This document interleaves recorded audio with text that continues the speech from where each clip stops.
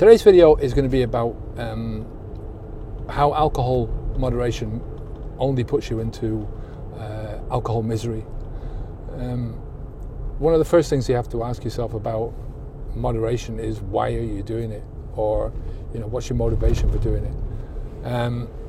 And then ask yourself, what are you going to do after you moderate? You have to look at it from not only the perspective of why you're doing it now, what is the reason for you doing it now, but what is going to happen after you finish with the moderation, right? And most people, they go into the moderation because of some form of pain, and it's either they've had one too many hangovers, somebody said something to them.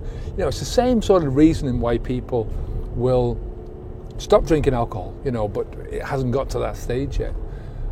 So there's a level of pain there before people decide that they really want to moderate. And like I say, I've done this numerous times, more times than I can count. I know I stopped smoking cigarettes. I had an attempt to stop smoking cigarettes over 100 times. I can probably 300, 400, 500 times that I tried to moderate alcohol, because it was a regular thing. I was doing it on a regular basis. And because you can't get away from the pain that is caused by alcohol, because it's causing you constant either physical pain, or it's causing you pain within your life, and that's the thing that is very difficult to get away from. So there's always going to be this cycle of pain and moderation and pain and moderation and pain. As far as my experience is going, as far as all the attempts that I had, I was always kidding myself. It was, I'd moderate for a few days, and I'd always congratulate myself and say to myself, well, here we go, look, I've proved that I'm not an alcoholic, because I can only go out and I can go to a pub and have 2 or 3, and I could walk away. Didn't want to walk away, I wanted to stay there for more, but that's the whole thing, and then you congratulate yourself about it, and everything is good, and that leads you down this rabbit hole of delusion, where you're kidding yourself. So what happens is that at the end of the second time you do this, or the third time, or the 5th time that you do this, you really want to go back to normal. You want to go back to normal just as you're going through this whole journey, but especially towards when you've done it a few times and the pain is wearing off. In my case, there was a lot of people who were in the same boat. So I was going out with my drinking buddies, or I was drinking at home, and there was always a sort of a pressure either from myself at home. There'd be more alcohol around, and it's like, oh, I'll just have one more, or I wouldn't buy any more, but I want to go down to the off license to buy more. Or my drinking buddies, or I was drinking with them, and they'd be going, go on, stay for another one.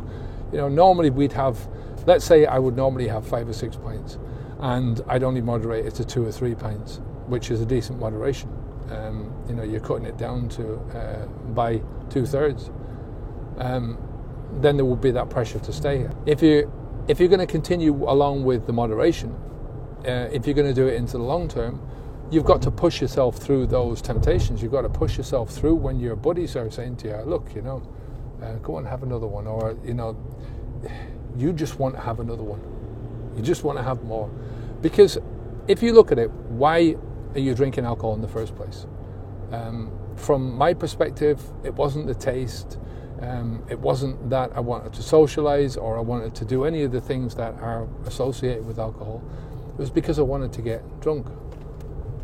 I wanted to get high. I wanted to get plastered a lot of the times. I wanted to forget about the week. I wanted to forget about my sore muscles because of working. I wanted to forget about the tiredness. I wanted to forget about the bills that I had to pay, and all of those things. It worked with alcohol.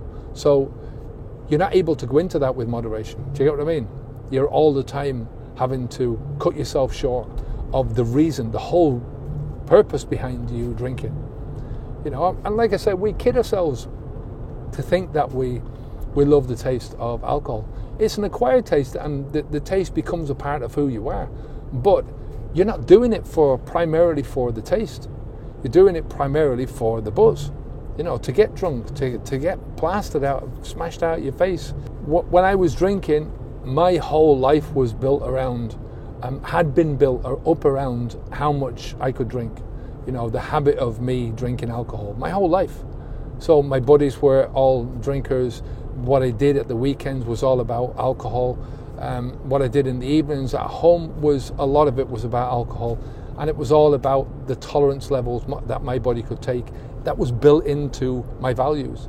I valued the fact that I could drink more than somebody else. Somebody said to me, "Oh, geez, I can drink 20 pints when you can only drink 10." That's sort of an insult, it was to me, because my values were built around that. So, look, it's a lifelong battle if that's what you're trying to do. And it's a lifelong battle that you will never win, because you're always defeating the purpose. Moderation is never, ever about moderating the alcohol. It's always about moderating the pain. Because people will never try to moderate what they're doing unless there is a physical or a mental pain attached with what they're doing. And then they'll try to make changes because of that physical or mental discomfort, that pain. But once the pain disappears, then you want to go back to the way you were living. And it's so easy to go back to that, So just think about it from that perspective, that any attempts at moderation are absolutely bound to fail as long as you still keep the same motivations for drinking. And what are your motivations for drinking?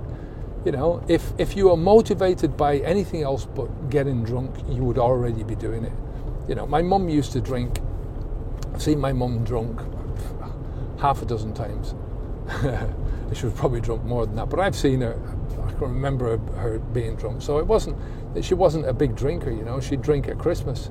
And a couple would get her drunk, It wasn't the fact that she was drinking, could ever drink as much as myself or my dad or anyone else, But she drank because she wanted to be a part of the buzz, and she used to just sit there giggling. She'd have 2 or 3 drinks and she'd sit there giggling, and that was her being drunk. I can't remember, I think probably once in my life that I've seen her plastered. And that was probably because she had 5 or 6, So, people that are moderating are already doing the moderation. They're not coming from a motivation of trying to get really drunk and going back and sinking back to something that they're not. And what an unhappy life to even try and do that. If you haven't subscribed to the channel yet, give us a subscribe. Press the bell notification, because you'll get notified for any of the other videos that we put out. We put them out regularly. And if you want to come over to our website, Habits V2, we've got a good team of people over there creating lots of videos to help you through not only the preparation and transition of getting away from alcohol, but the next stages of how to make sure that you never go back to drinking alcohol again, how to transform yourself, transform your life to get away from that thinking that alcohol is a part of who you are. I'm Kevin O'Hara for Habits Unplugged. Take care of yourself. Onwards and upwards. Bye now.